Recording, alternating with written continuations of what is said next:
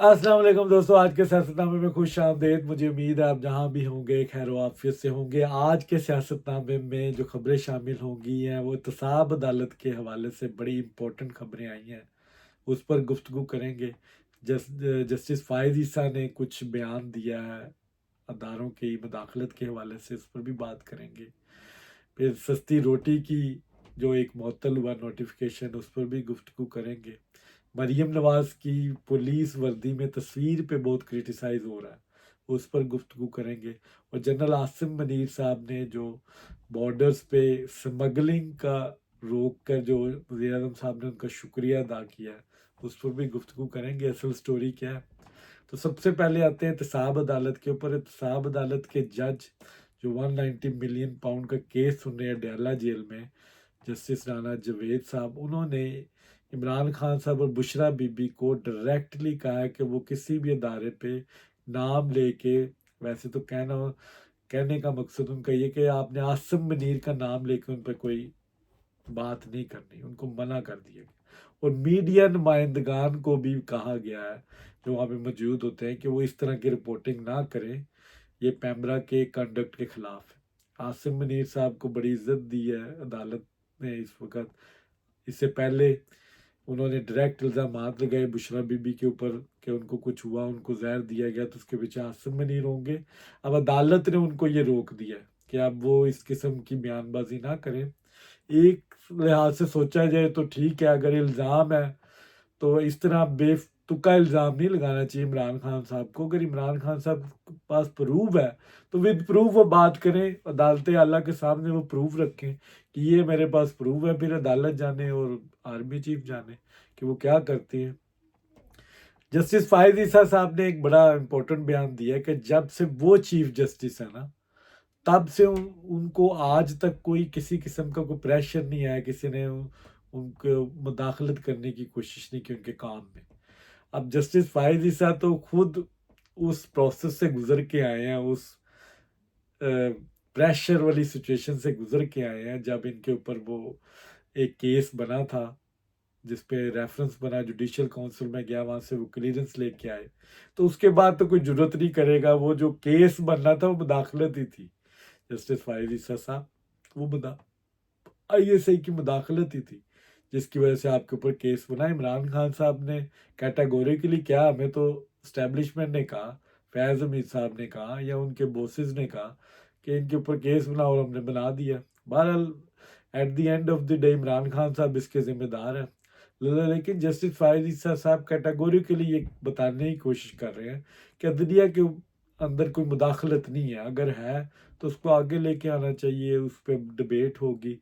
अब पाकिस्तान में अब जुडिशल मार्शल तो लगा है।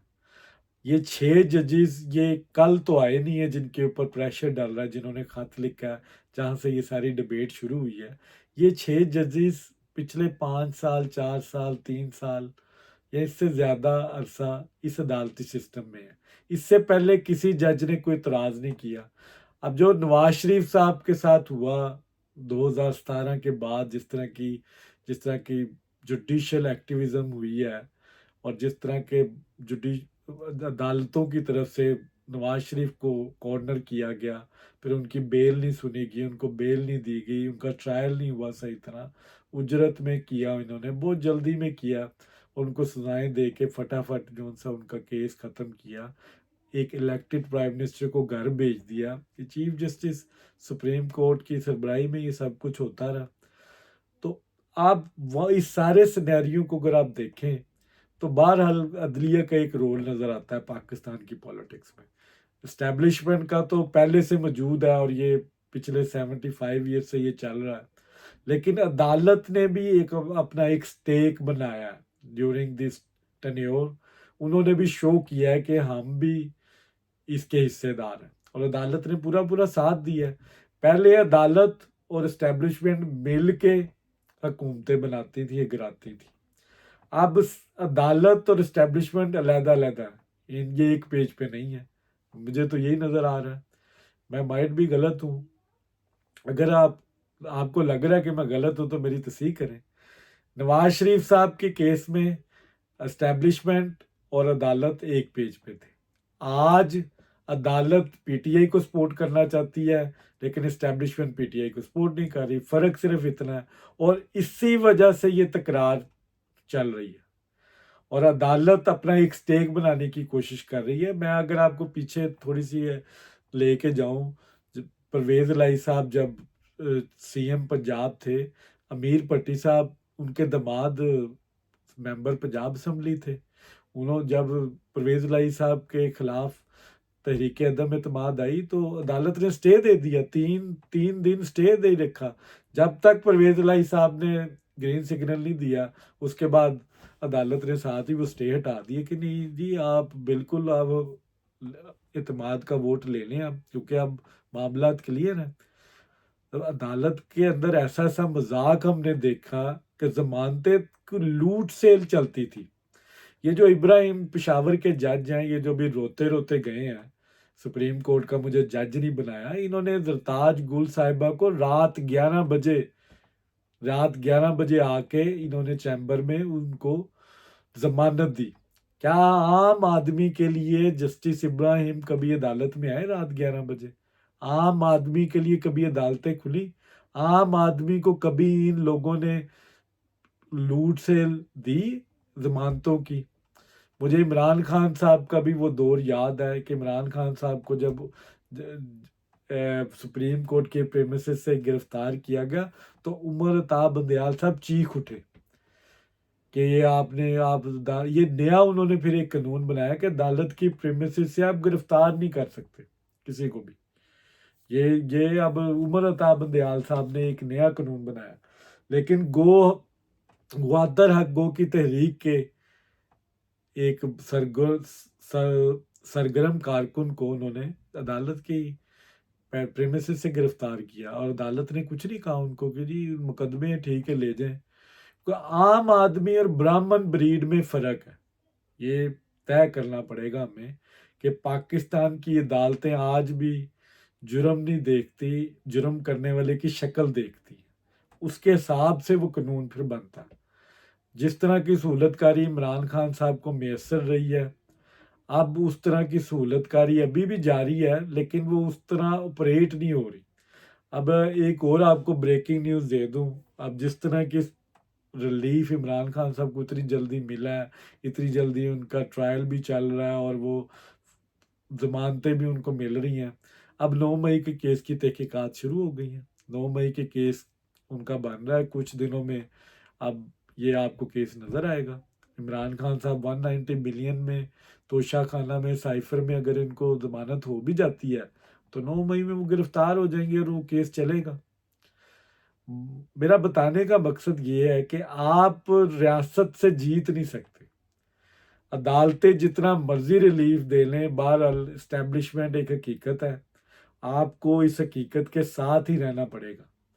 عمران خان صاحب کے کیس تب تک ختم نہیں ہوں گے جب تک اسٹیبلشمنٹ نہیں چاہے گی، عدالتیں جتنا مرضی ریلیف دے دیں آؤٹ آف دی باکس جا کے، اور وہ دیتی آئی ہیں اور دے بھی رہی ہیں، اور ان کی خواہشیں سے آگے جا کے دیں۔ اب یہ اسلام آباد ہائی کورٹ کا ایک اور فیصلہ ہے جہانگیری صاحب نے جو کیا ہے کہ 16 روپے روٹی کا جو نوٹیفیکیشن انہوں نے معطل کر دیا ہے، انہوں نے اس چیز کو انشور کرایا کہ آپ کی کیا اوقات ہے، آپ کی کیا ضرورت ہے، آپ عدالت کے حکم کے بغیر یہ 16 روپے کی روٹی بیچیں۔ اگر آپ نے 16 روپے کی روٹی بیچی، یہ تو غریب کا فائدہ ہے، غریب کی بات ہے یہ تو۔ اب عدالت اپنا سٹیک یہاں پہ دکھا رہی ہے، اب عدالت ایک حکمران سے زیادہ طاقتور یہاں پہ نظر آ رہی ہے، ان کے رحم و کرم پہ۔ اگر ایک حکمران کے پاس جو کروڑوں ووٹ لے کے گورنمنٹ میں آتا ہے، ایک چیف منسٹر، وہ 16 روپے کی ایک روٹی نہیں دے سکتا عوام کو، تو وہ حکومت کیا چلائے گا؟ تو یہ اختیارات تو عدالتوں کے پاس ہیں، ان کی مرضی سے اب سب کچھ ہوگا، جس کا جو دل چاہتا ہے وہاں سے ریلیف لے کے آ جاتا ہے، اور یہ عدالتیں اس گورنمنٹ کو گرانے کے لیے، ان کے خلاف کام کرنے کے لیے تیار بیٹھی ہیں۔ عمران خان صاحب کو نکالنا چاہتی ہیں کس طرح وہ باہر آئیں، لیکن اب ریاست کا ایک سٹرونگ پلر دوسری طرف کھڑا ہے، فرق صرف اتنا ہے، اگر آج وہ بھی ان کے ساتھ مل جائے تو یہ معاملہ سارے کلیئر ہو جائیں گے۔ وہ میں نے شروع میں آپ سے بات کی کہ وہ ایک عارف حبیب صاحب ہیں، بزنس مین ہیں بڑے، ان کی بڑی خواہش ہے وہ وزیر اعظم کو ایک تقریب میں بھی کہہ رہے ہیں کہ آپ اڈیالہ والوں سے بھی بات کریں۔ انہوں نے زرداری صاحب سے بھی کہا، اس سے پہلے بھی وہ بلاول بھٹو کے بھی کئی تقریبات میں ان کو کہتے رہے کہ ان سے بات کریں۔ لیکن عارف حبیب صاحب، مجھے آپ کی نیت پہ کوئی شک نہیں ہے، کبھی آپ نے عمران خان صاحب سے بھی جا کے پوچھا کہ آپ بات کرنا بھی چاہتے ہیں سیاستدانوں سے؟ عمران خان صاحب تو کسی سیاستدان کا نام نہیں لے رہے، وہ تو عاصم منیر کا نام لیتے ہیں، وہ تو کہتے ہیں میں نے عاصم منیر سے بات کرنی ہے، یا میں D G I S I سے بات کرنی ہے، انجم سے، یا وہ فیصل نصیر کا نام لیتے ہیں۔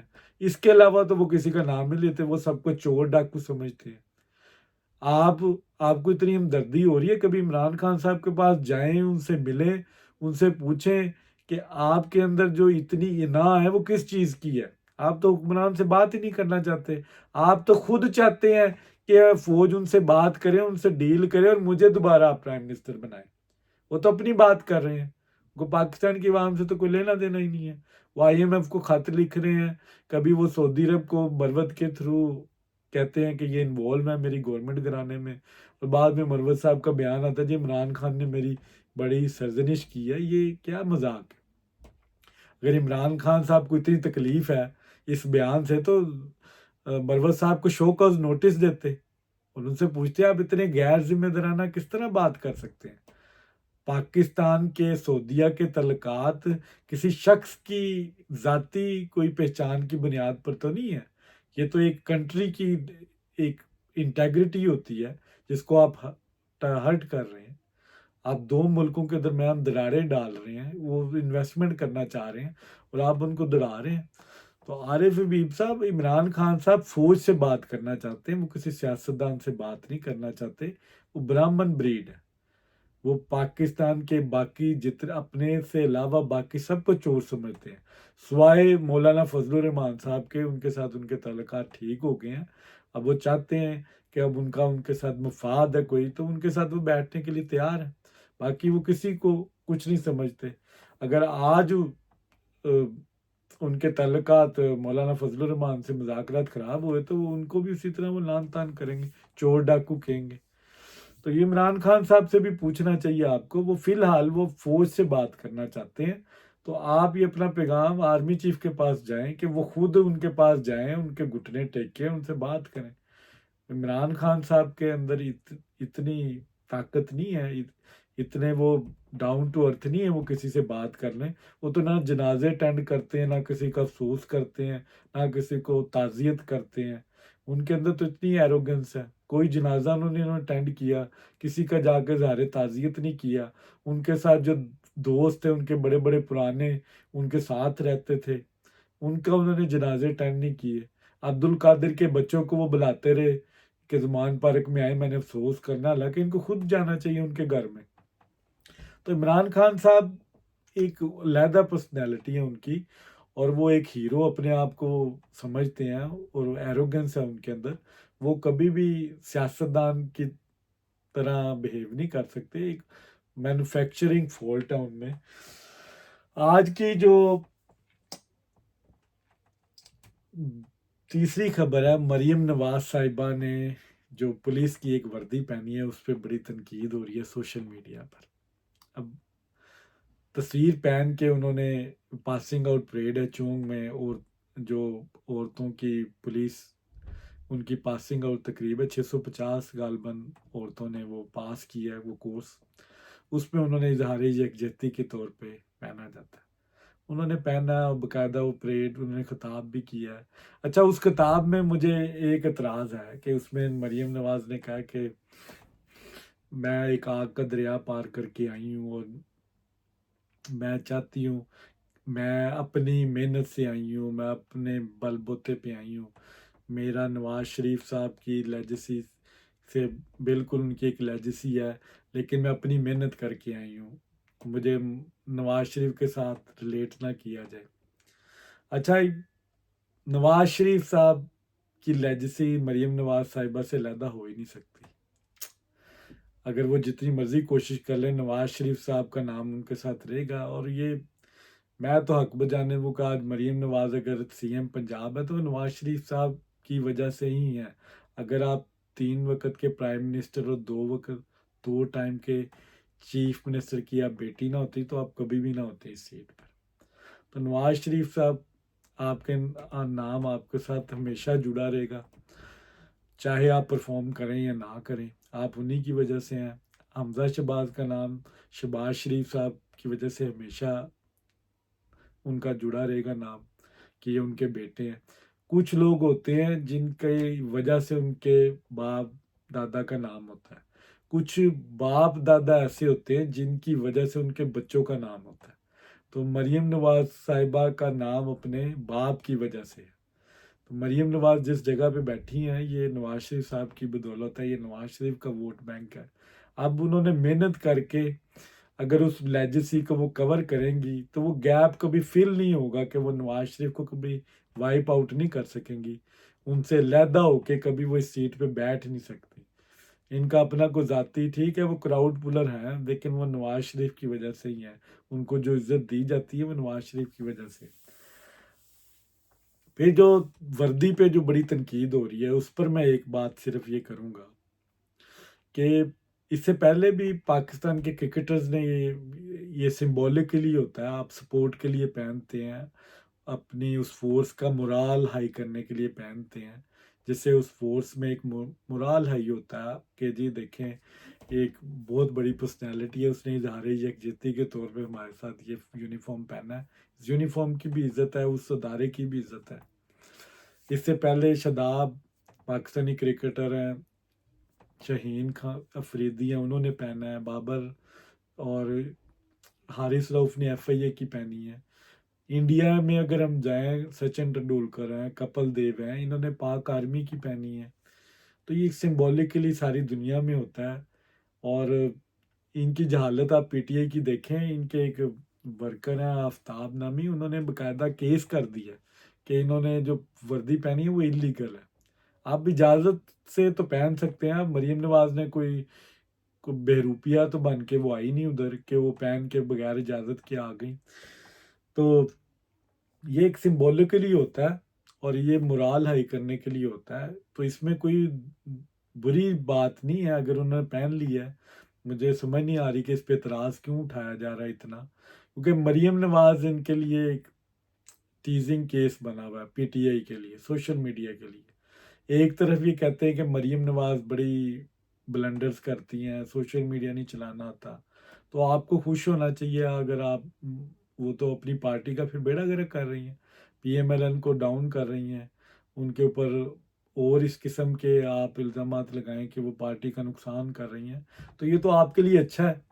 जिस तरह बुज़दार के ऊपर तनकीद होती थी और ये सारे पीटीआई के जितना भी गालम गलोच ब्रिगेड था ये उसको सपोर्ट करता था, लेकिन पीएमएलएन का मीडिया खुश था कि कोई ना कोई लतीफ़ा मिल जाता था। ये बुज़दार साहब भी इस तरह के फंक्शनों में जाते थे तो वो आईजी साहब हाथ लेके घूम रहे होते थे कि सलाम कर लें और ये मुंह मोड़ के चले जाते थे। तो वीडियोस मौजूद हैं और बाद में कहते थे कि मैं ट्रेन नहीं हूं ना, तो अभी मैं ट्रेनिंग ले रहा हूँ। तो इस तरह के मजाक पीटीआई वाले करते रहते हैं, बेजा तनकीद है और इनका काम ही यही है। आज की जो आखिरी खबर है मरियम औरंगजेब के हवाले से, मोहसिन नकवी का चैनल है सिटी 42, जिसके थ्रू इल्ज़ाम लगा है मरियम औरंगजेब पे कि उन्होंने 3 करोड़ की रिश्वत ली है और 15 करोड़ का बिजनेस उन्होंने एक खास चैनल को दिया है फेवरटिज्म करके, और ये कंडक्ट के खिलाफ जाके उन्होंने ये काम किया है, जिसकी वजह से जो सेक्रेटरी इतलात हैं उनको भी हटाया गया। वो दबाव में नहीं आए, वो उन्होंने नई पेमेंट रिलीज़ की। उन्होंने उनको शायद कहा कि ये एफआईए का या नैब का केस बन सकता है। तो अब मरियम औरंगजेब की तरफ से कोई जवाब फिलहाल नहीं आया, लेकिन उज़मा बुखारी जो पंजाब की वज़ीर इत्तलात है उन्होंने कहा ये बकवास है, ये ब्लंडर है, इस खबर में कोई सदाकत नहीं है। अब मोहसिन नकवी और सीएम पंजाब की ऑलरेडी एक चल रही है जंग, इसका मैं हवाल बता चुका हूँ कि नासिर रिजवी जो डीआईजी ऑपरेशंस हैं पंजाब के, उनको मोहसिन नकवी आईजी इस्लामाबाद लगाना चाहते हैं। जनाब प्राइम मिनिस्टर शहबाज शरीफ साहब इसका अप्रूवल दे चुके थे, लेकिन मरीम नवाज ने कहा कि आप मेरे अप्रूवल के बगैर मेरा कोई ऑफिसर लेके नहीं जा सकते, तो आप मेरे से पहले अप्रूवल मांगे फिर। उस वजह से इनकी अब एक रिफ्ट चल रही है। मोहसिन नकवी का चैनल इस खबर को ब्रेक कर रहा है, तो इट मीन्स कि देयर इज समथिंग। इतनी जरूरत अगर मोहसिन नकवी के चैनल को आई है तो ऑब्वियसली उस सपोर्ट की वजह से आई है जो मोहसिन नकवी के साथ है। अब ये पहला स्कैंडल है पंजाब गवर्नमेंट का, इसमें रमज़ान पैकेज के हवाले से कहा गया बेज़ाब्तगी हुई है, एक ख़ास चैनल को फैसिलिटेट किया गया। अब देखना ये है कि मोहसिन नकवी और मरीम नवाज में जीतता कौन है। जो जीतेगा समझ लें वही हुक्मरान है। अगर तो ये अवामी गवर्नमेंट हुई तो मरीम नवाज जीत जाएगी, अगर ये इस्टेब्लिशमेंट की गवर्नमेंट हुई तो इस्टेब्लिशमेंट जीत जाएगी, यानी कि मोहसिन नकवी जीत जाएगा। अब इसका फैसला आने वाला वक्त करेगा। तो ये था आज का सियासतनामा। अगर आपको पसंद आया तो प्लीज़ इसको लाइक और शेयर ज़रूर कीजिएगा। मुझे इजाज़त, बहुत शुक्रिया।